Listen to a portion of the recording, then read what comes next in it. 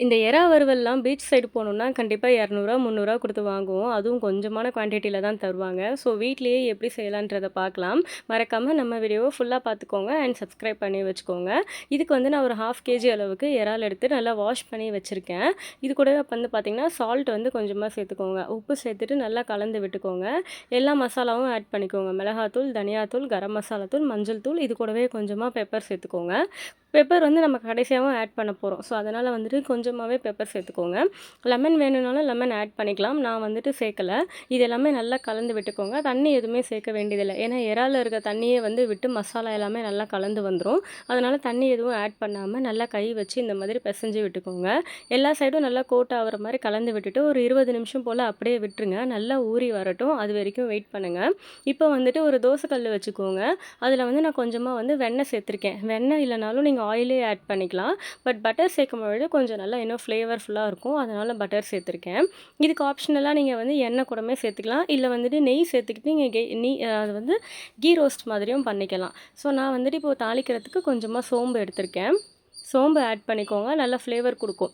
அதனால வந்து தாளிக்கிறதுக்கு கொஞ்சமா சோம்பு சேர்த்துக்கோங்க. பூண்டு வந்துட்டு ஒரு 20 பல் அளவுக்கு குட்டி குட்டியா கட் பண்ணி வச்சுக்கோங்க. அதையும் வந்துட்டு இது கூட சேர்த்துக்கலாம். பூண்டு நல்லா சாப் பண்ணி இந்த மாரி சாப்பர்லயோ இல்ல வந்து கத்தியிலயோ நல்லா குட்டி குட்டியா கட் பண்ணி வச்சுக்கோங்க. நல்லா ஒரு கைப்பிடி அளவுக்கு பூண்டு வந்து சேர்த்துக்கோங்க. மேக்ஸிமம் வந்து இந்த மாதிரி தோசை கல்லுல இந்த மாரி தவாலயே பண்றதுக்கு ட்ரை பண்ணுங்க. ஏன்னா கடாயில செய்றத விட இந்த மாதிரி செஞ்சு பார்த்தீங்கன்னா சூப்பரா இருக்கும்.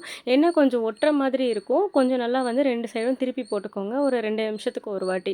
பூண்டு வந்து இந்த அளவுக்கு ப்ரவுன் கலர்ல ஆனா போதும். அது வரைக்கும் வெயிட் பண்ணி நல்லா ப்ரவுன் கலர்ல வறுத்துக்கோங்க.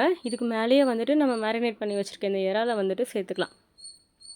எறா வந்துட்டு சேர்த்துட்டு உடனே திருப்பி போட வேண்டாம். ஒரு 5 நிமிஷம் வந்து அது அப்படியே அந்த சைடு நல்லா வெந்து வரட்டும்.